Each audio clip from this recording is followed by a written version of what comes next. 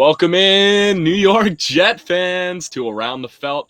I'm a fellow Jet fan, Reagan, here with my co-host Colin, and we're going to be breaking down the whole entire Jets season, what our expectations are, our biggest breakout players for the team, the X Factor, the MVP, getting to all of that, and where we see them going. But before we get into any of that, Colin, how we doing? You excited to talk Jets with me?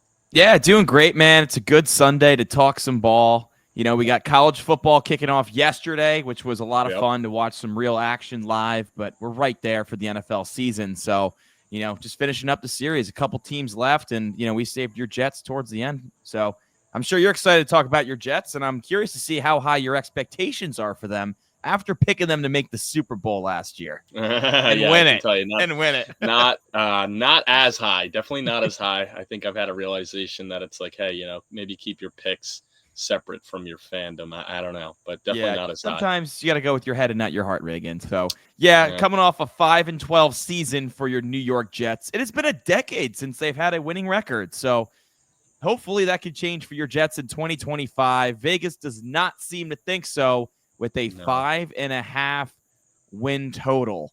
Some key additions here, of course, Justin Fields, the new QB1, Brandon Stevens, Andre Cisco, and Arman Membu, the 7th overall pick, slated in to start at right tackle. Some losses, Aaron Rodgers, Devontae Adams, Javon Kinlaw, Hassan Reddick, Morgan Moses, Tyron Smith, Tyler Conklin, DJ Reed, and CJ Mosley. A lot of turnover here, but those are also a lot of aging players, so maybe some young blood can help get the Jets over the hump. I mean, let's be honest. They went 3-9 to close the season last year after firing Robert Saleh. They started 2-3 with Saleh. And, the Jets defense ranked first in yards per play allowed under Saleh. They were top of the league. They were the best pass defense. And then when he left, the defense kind of went downhill a little bit. With all that being said, Reagan, hopefully you have some faith in Aaron Glenn, the new head coach. The floor is yours. So I have faith in the sense that we will improve. I mean, we're going to go 7-10, which, I'm at the point where it's kind of like, I don't know what I want, because no matter what, I feel like we can't, it's a win-win in the sense where we're paying Justin Fields not that much. He's not locked into a huge contract. He's a young quarterback. So if we are good, we do make the playoffs, or he shows enough where he is the future quarterback, great. He's a young quarterback. Or if we suck and he's not good, then all right, no harm, no foul. We'll just draft someone in 2026, which is a much better class, and I'm fine with them doing this experiment versus reaching on someone in last year's draft class. So that aspect's nice. It gives Aaron Glenn some time to build the culture. I really like what he's doing so far. I ultimately have them going 7-10 because I do think our offensive line is very underrated. I'd say you can make a case they're a top 10 unit. We got definitely got a lot of guys there, and we hope that the young tackle duo can solidify it for like the next 10 years. That's the hope. Obviously, the wide receiver core outside of Garrett Wilson is very bad. You can make an argument that we may have the worst core in the league. So that's not good. But I like our backfield with Hall and Allen, and even like Isaiah Davis has showed some flashes last year. So that's nice. I mean, Fields will be able to run the ball, but can he pass it? Will he be a good passer? It definitely doesn't help that, he's already not a great pocket passer and you're not giving him a ton of weapons. But I'm excited to see what the rookie Mason Taylor can do at the tight end spot. And then obviously on the defensive side of the ball, it's sick. And then we go out and just traded for 3 defensive tackles.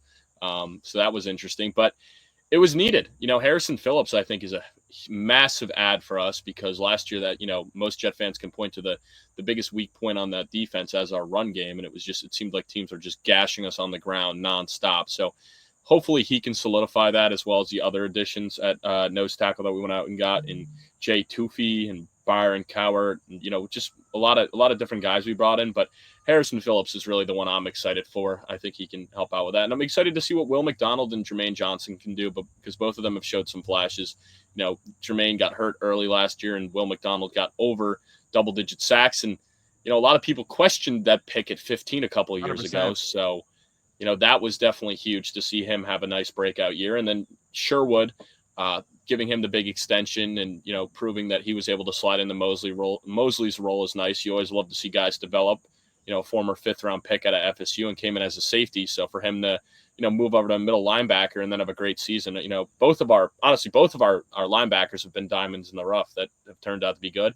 And in the secondary, we still have Sauce. We still have Michael Carter. The safeties has been such a big issue for us. So hopefully Cisco and Adams, they can help us out. I know the rookie out of Alabama, Malachi Moore's been getting a lot of buzz as well. So hope maybe he can be some. And then Brandon Stevens, obviously a big question mark. A lot of Baltimore fans, I'm sure, are happy to see him leave, but maybe under, the Aaron Glenn defense, you can have a rejuvenation. So I ultimately have them going 7-10 because I don't believe Justin Fields can take us to that next level. And I think our receiver core is lackluster, but hey, there's still time before the season starts. I know a couple names have been floated around for us to go get, but I just think, we'll be close in a lot of games with a good defense and a good offensive line where we can keep the score low, but it's just not going to be enough firepower to break the streak. And that may be the worst possible scenario, is going 7-10, because we're not bad enough to draft a quarterback and we're also not good enough to make the playoffs. So this could ultimately be the worst case possible. Yeah, I mean, hopefully, you can get a pick in that 12 to 15 range, and you potentially have to package some picks to move up to get your guy. You definitely won't have your pick of the litter at quarterback if you finish 7-10. That's for sure. No. I got 6-11, which is potentially a top 10 pick. So, kind of in that, it's still very early, but the top guys right now, Cade Klubnik from Clemson, Nussmeier from LSU, Sellers from South Carolina. You're still in range there for your quarterback. Yeah. But yeah, I got 6-11, and a big part of that is Justin Fields. He's inefficient. He's inaccurate. He takes a shit ton of sacks, clearly relies on his legs. So fantasy football is different from what he's actually do for the Jets this season in terms of wins and losses. His 18.2% inaccurate throw rate to wide receivers was only better than Aiden O'Connell and Caleb Williams. So that's not ideal. And granted, small sample size last year, but that's what we've seen his whole career. I mean, Darnell Mooney struggled in Chicago with Fields, and then he went to Atlanta. Even with the corpse of Kirk Cousins, he was able to put up over 1,000 yards, right? So we've seen Fields really hurt the wide receiver room in his other previous stops. And the wide receiver core, you're absolutely right. It's not the worst in the league because they do have Garrett Wilson, who's a stud, has not missed a game in 3 years, over 1,000 yards in every year, 1,100 yards last year, 7 touchdowns. And that was with Devontae Adams taking a lot of the shine down the stretch with Aaron Rodgers. So Garrett Wilson is him. That's whether or not the worst receiving core in football. But what else, man? Alan Lazard is garbage. I mean, he could block. I know we did our – if you can build any receiver, well, he's not even like 5 different, you had Lazard's blocking. Well, he's not even slated to be like one of the 3 wide receivers. Like he's slated in at 4 right now. They're saying Josh Reynolds ahead of him, and then they're saying Tyler Johnson ahead of him. Tyler Johnson, okay. And then Malachi Corley, he only played 83 snaps last year too, so you can't rely on him. Oh no, he's a cut candidate. It's not great with Corley. Like, but who's getting a lot of buzz? The kid from Georgia, Adrien Smith, has been getting a lot of buzz as well. Okay. Yeah, but I mean, someone's got to step up in that room outside of Garrett Wilson for this offense to be dynamic. They're definitely going to rely on the run game. One thing on Corley, I actually saw this from Connor Hughes yesterday, the Jets and Giants reporter for SNY, and he came out and he said that Corley did not want to give up the number 17 for Devontae Adams, and Devontae Adams offered him like $20K, and Corley thought he should be a starter and countered with like $120K to give up the number. So apparently he doesn't really have a good stature within the locker room because he's kind of, he thinks he's the man. He thinks he should be playing. He's a little selfish. So that kind of goes along with what you're saying, that he's a potential cut candidate.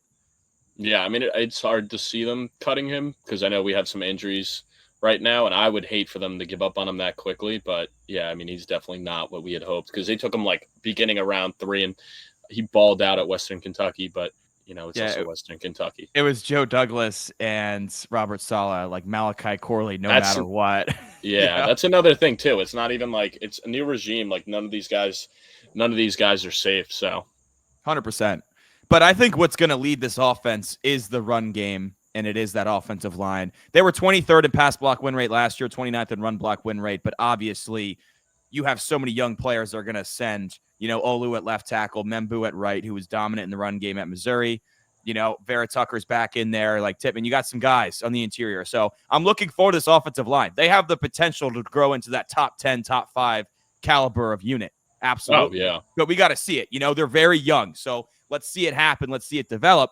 But if you haven't checked out our Fantasy Ultimate episode, we harped on Breece Hall and how I'm projecting a huge bounce back out of him this season. I know a lot of people are concerned about Fields. I know he might take some touchdowns running, and they won't be able to move the ball as much and score as many points.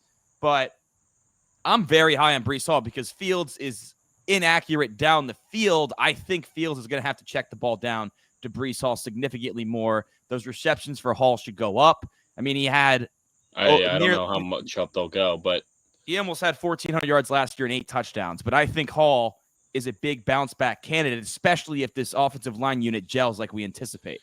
And I don't even know if he's like a bounce back candidate. Like, he didn't have a bad season last year. Well, like, I guess on the ground he did. 23, you know, on the ground he did, but like as a receiver, he was a stud last year. I mean, he had 57 catches last year for 483 yards. Like, I guess 2023 had more, but you know, I don't know. I don't think he had that bad of a season last year, but yeah, compared to 2023, it obviously wasn't as good. So, and you would have thought it would have had a better season last year with Rodgers, just because he's not gonna, you know, he's always gonna opt for the check down versus trying to move with his move with his legs.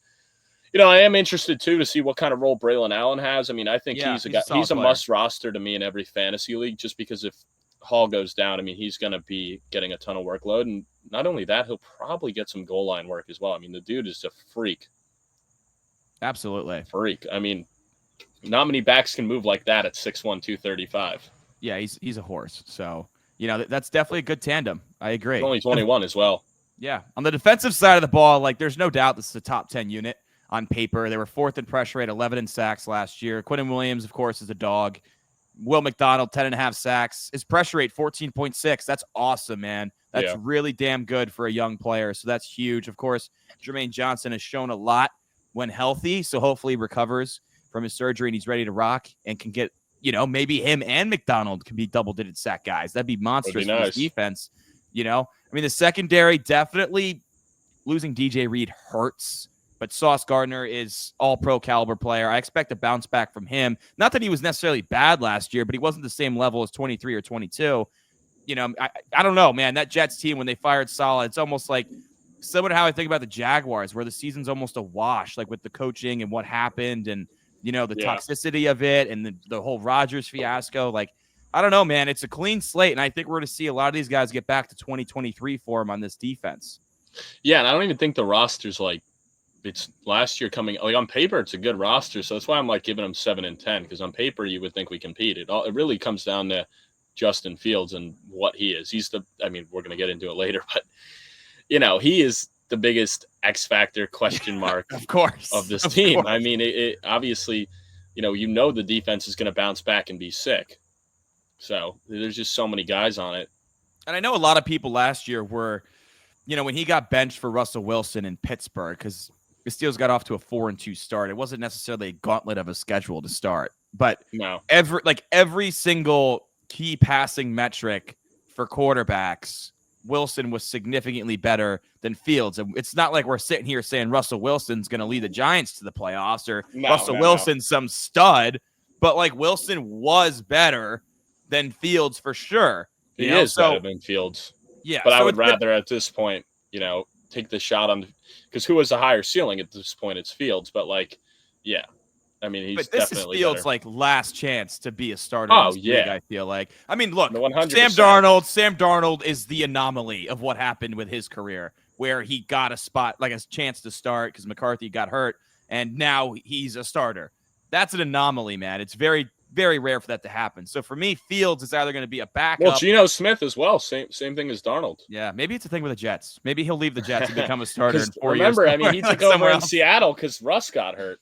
Yeah, that's 100%. Yeah, so because of injury, maybe you could play yourself in a starting role. It's probably going to happen with the Dolphins this year with Zach Wilson at this rate.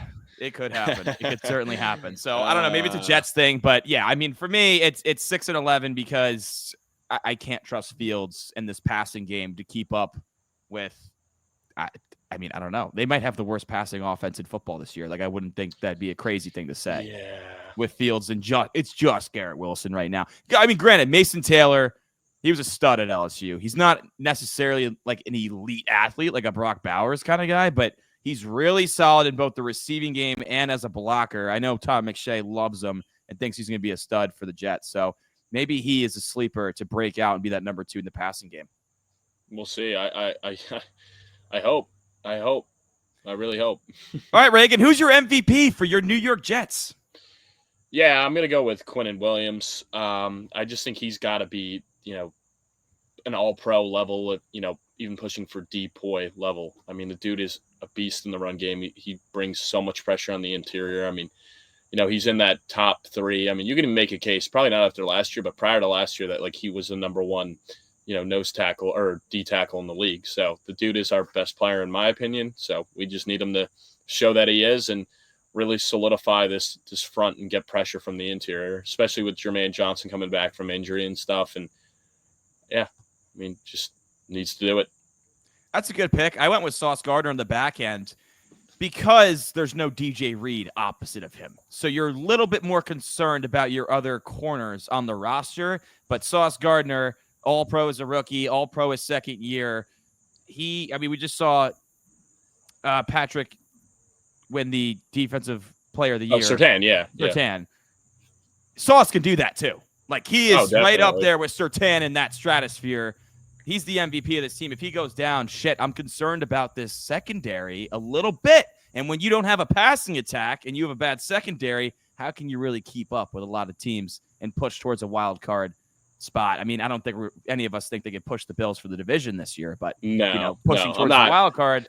Right? Yeah. Surtain has been that guy for Denver. Sauce has been that guy for the Jets. I think. And speaking of Denver, I think obviously we don't have the young rookie quarterback, but I think our team is very similar to Denver's team of last year, where you have the elite defense, and then the offense just needs to do enough to get them in. So I think we could be similar to that team and be, potentially pushing for a wild card spot. I think it's a very similar model. And I also look at the division, and this division is a lot weaker than the West, So it's like, Like I know the Pats have a very high win total from Vegas right now, but there's a lot of question marks there. Miami with Tua's help, that's a very big question mark. So it's not like the West where you have like a Chargers and a Denver and a KC where you're like, wow, like that's brutal, right? So it's the Bills and then kind of everyone else right now where some team will emerge as the number 2 in this division that could push for that wild card spot. Yeah, for sure. Who's your X factor? It's got to be Justin Fields, right? We've harped on it, man. Like, can Fields actually develop as a passer? I mean, is he going to be dynamic enough with his legs to make up for it and take care of the football, not turn it over, not take a ton of sacks that sets this offense back when they don't have the weapons necessarily to convert 3rd and longs? I don't know. I mean, he is the biggest X factor. This team's ceiling and floor is all dependent on him. I know we do the X factor for every team, but like he's right up there amongst the biggest X factors in all of football. I think he might be the biggest X factor in football. For me, like maybe McCarthy. Could you argue JJ McCarthy because they're a playoff team already? But it's like you saw last year. Yeah, like that's the thing that you saw, like what he was able to turn Darnold into. So like at the very least, it's like I find it hard to believe that like even if McCarthy's not anything great, like they're not going to be a good team because the coach is so good, And their Aaron Glenn, so we have no idea. Yeah, and the roster's so good. Yeah. So I would say Justin Fields is the biggest X factor in all the NFL. You can make that argument for sure. Rookie of the year, Membu, Mason Taylor. They have a lot of guys that I think are going to play some big time Malachi football Moore, this year. Because I said Malachi Moore, I think will be involved. Even Isaiah Thomas, the corner out of Florida State, like. If Brandon Stevens isn't good or him or Sauce are out for a game, like he's going to be thrusted into a role. So he's another one that's interesting to me. But I think it has to come down to, for me, and Adrien Smith even too, like he could easily play his way into the number 2 receiver role. There's a lot of opportunities for these rookies. But I'm going to go with Membu. I am. I'm not going to overthink it here. I think he's going to really solidify the right side. He's playing with Vera Tucker. So I kind of like the Vera Tucker Membu side more than I like the Simpson Fashanu. So I think if they can really like hatch that down, it'll be great for the run game. We'll be able to run to the right side more. I just think he's going to be a beast. I mean, he was a freak athlete at Missouri or Mizzou, whatever you want to call it. I mean, they're the same thing, but just a freak athlete there. You saw him shoot up the draft boards. I mean, I believe he was the 2nd tackle taken. No. Yeah, he was. Yeah. Will Campbell went 4. Campbell went 4. I was trying to think when the Saints took Banks. But 11. But that was 11. Yeah. So, the 2nd tackle taken in the draft. So I think he's going to be everything but advertised. Yeah, I also went with Membu. I mean, just a freak athlete, mauler in the run game. Also, one of the top pass protecting tackles in all the Power 4, and that was done in the SEC. Now, granted, I mean, we've seen guys like Evan Neal on my Giants be complete busts when they were top pass protecting tackles in the SEC. That might be an Alabama thing. Alabama doesn't really have a history of doing it. So coming out Missouri, when I see your pass protection's that good in the SEC. I have confidence in you to develop at the next level. And, right tackle was definitely a big need for this team. And I like the way that Aaron Glenn did this. It's similar to when he was in Detroit and they took Penny Sewell when they had Taylor Decker at left. And look at the Detroit offensive line and how it's been the past 4 years. Yeah. Right. So that's the blueprint here that they're trying to follow. So I do think it was a good pick for them. And I got to go Membu. Even though they have a lot of guys that are going to see the field, I think he's going to have the biggest impact. Maybe Mason Taylor if he does develop into that second option in the passing game. And I do like how he also signed his college teammate Brady Cook. Like I don't think Cook will probably never be anything special, but I think they'll keep him at the practice squad at the very least, or he'll be our number 3 quarterback. But I do like how they brought him in. I mean, that's a cool move. Make your first round pick happy. Bring in his college quarterback to play in the preseason and keep him around the locker room. I like it. Who's your depoy? I mean, all right, you talked about Quinnen Williams. I talked about Sauce Gardner. I think those are our picks there. So I do want to highlight Jamien Sherwood because I think he could have an all-pro type season this year. He led the league in solo tackles last year. I mean, Mosley went down and Sherwood just was better. I mean, he was a beast. And then they gave him 3 for 45 this offseason. They didn't even let him hit the open market. So he is going to be a beast, and I think he could be an all-pro type player. But I think between him and Quincy Williams, they're two of the most underrated linebackers in all of football right now. So, but that's huge to have both linebacker positions figured out. So, and the nice thing is, like I said, he was a safety coming out of college, so he's great in coverage as well. He's great against the run. So I really do think he's a sleeper to be an all-pro this year, second team. Yep. Yeah, I think this Jets run defense is going to be damn good this year with that linebacker core and who they got in the defensive line, fully healthy. So, yeah. All right, fantasy football, man. It's tough with the pass catchers outside of Garrett Wilson, but what do you think in this offense? You taking the shot on Justin Fields. What do you feel about the running back situation? Yeah, I mean, Garrett Wilson definitely is a great value where you're getting him. I mean, he's going late 4th, early 5th, so you're not paying a premium to get him in your 4th or 5th rounds, depending on what you're playing. Mason Taylor, I'm definitely taking the shots on in best ball or late in my drafts if I'm not going tight end first.